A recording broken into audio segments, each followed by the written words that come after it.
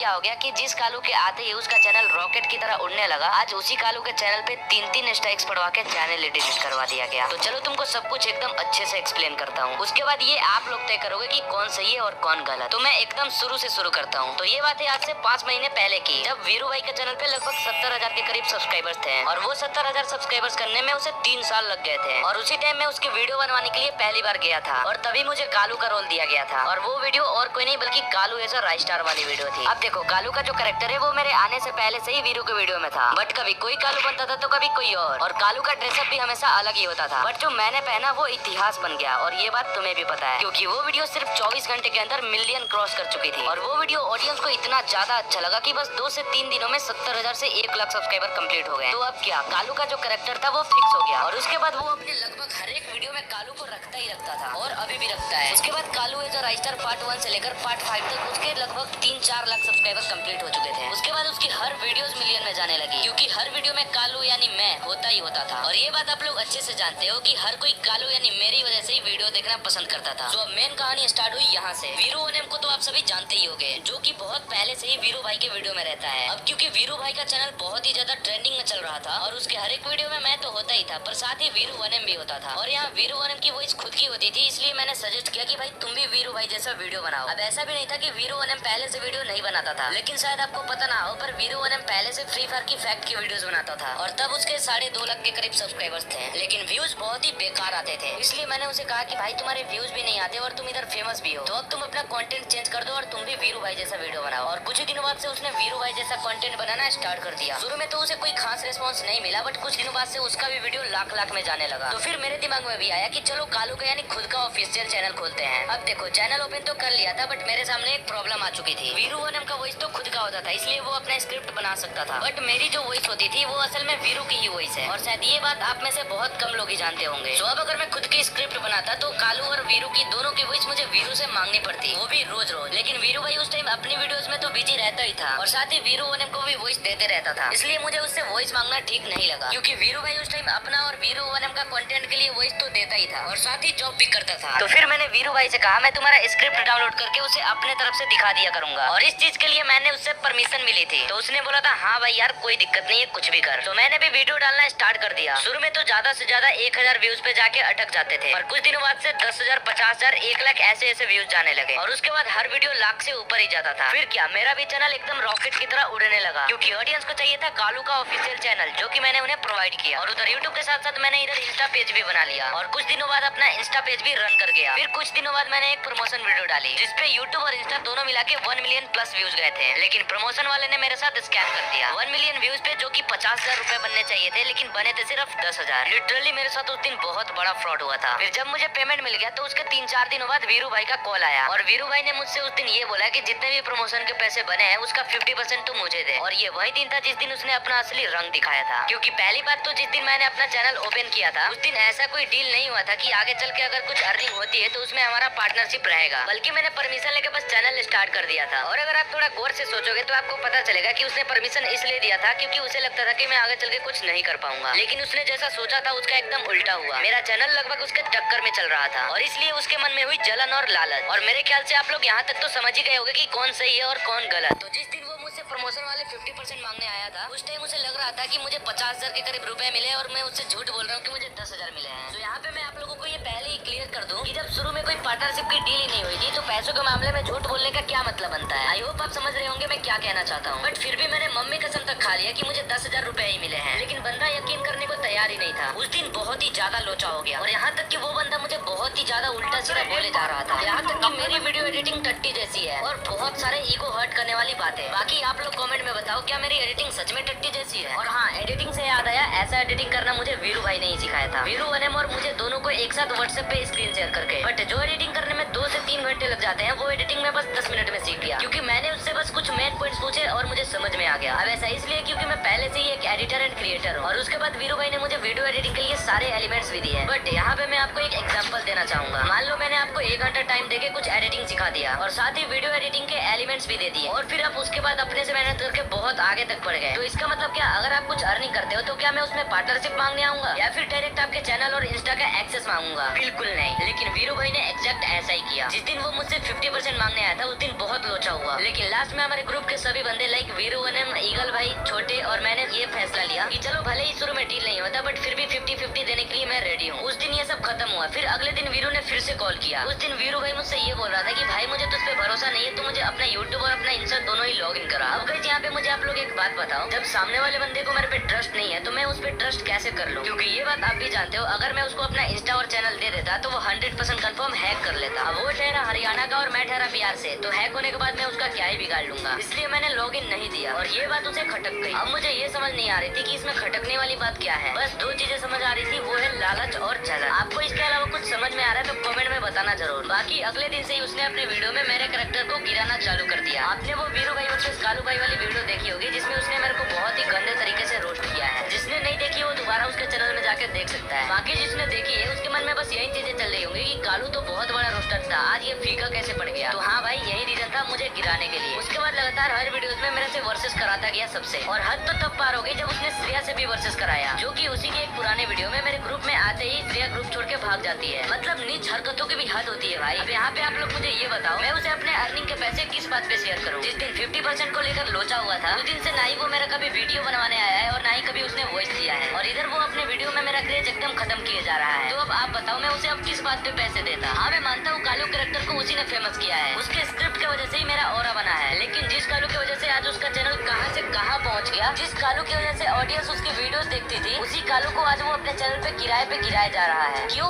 भाई? लालच और जलन की वजह से। अब इसी बीच मेरा चैनल मोनेटाइजेशन का क्राइटेरिया कंप्लीट हो चुका था और तब तक मेरा चैनल वेरीफाइड भी हो चुका था और मेरा सिल्वर प्ले बटन भी आ चुका है। हाँ तुम्हें ये बात पता नहीं होगी कि मेरा प्ले बटन भी आ चुका है, बट आगे मैं तुम्हें इसी वीडियो में प्ले बटन भी दिखाऊंगा। हाँ तो इसी वजह से मुझे लगा कि मोनेटाइज भी हो जाएगा, इसलिए मैंने अप्लाई कर दिया, बट अगले दिन वो रिजेक्ट हो गया रीयूज कंटेंट की वजह से। तो अब मैं समझ चुका था अगर मुझे चैनल मोनेटाइज करना है तो मुझे अपना स्क्रिप्ट और अपना वॉइस रिवील करना पड़ेगा, और जैसे कि मैंने कुछ ही दिनों पहले अपना वॉइस रिवील भी कर दिया। बट आपने देखा होगा उस वीडियो में वीरू के मैंने वॉइस लिए है, तो आपको मैं बता दूं कि वो वॉइस लेने के लिए मैंने वीरू को नहीं बताया था कि ये वॉइस रिवील करने के लिए मैं वॉइस मांग रहा हूँ, क्योंकि अगर मैं बता देता तो वो अपना वॉइस नहीं देता। और अब आप ये पूछोगे कि उसका वॉइस लिया ही क्यों? क्योंकि मैं वॉइस रिवील करना चाहता था एकदम यूनिक तरीके से। और हाँ, उस वॉइस में जो वीरू का मैंने वॉइस लिया है ना, वो 10 दिन लगातार बोलने के बाद तब मुझे वॉइस मिला है। अब आप इसी से समझ जाओ कि मैं पहले स्क्रिप्ट के लिए वॉइस मांगता तो मेरा चैनल शायद आज इतना ग्रो नहीं होता, बट मैंने जैसे ही वॉइस रिवील किया उसकी जल के राख हो गई। सुना था दूसरों से ज्यादा अपने ही लोग सबसे ज्यादा जलते हैं, बट पहले यकीन नहीं होता था, बट आज अपने आंखों से देख लिया। तो जिस दिन मैंने वॉइस रिवील वाली वीडियो डाली उसके अगले दिन 28 अप्रैल को मैं जैसे ही उठता हूँ और जैसे ही मैं फोन में देखता हूँ तो मैं पूरी तरह से टूट गया था। मेरे नजर के सामने मेरे 8.5 लाख ऑडियंस बिखरते हुए दिख रहे थे, क्योंकि मेल में एक नहीं बल्कि दो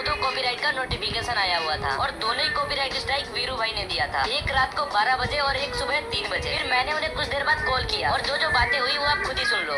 नहीं ये बताना तुम्हारा तेरे से क्लियर है कि नहीं? किस चीज का परमिशन? स्क्रिप्ट के अंदर वीडियो बनाओ। हाँ तो ले बता दीजिए, मैंने तुमसे बताया नहीं, क्योंकि तुम वॉइस देते ही नहीं भाई, अगर बता देता तो चल ठीक है, मैं तुम नहीं बता, मैं स्ट्राइक मार दूंगा। तो जाने टाइम तक भाई गाड़ी की तरह चलते थे भाई सर, कदम से कदम चल रहे थे। आज तुम्हें पता क्या कर दी वो पूरी सिमेटी चीजें बिखेर दी बिल्कुल। भाई यार तो कुछ सिम्टम नहीं बचा भाई, मुझे पता है यार, कुछ नहीं बचा। तू खुद नहीं बताना चाह रहा था सर, पहली बात तो ये देखना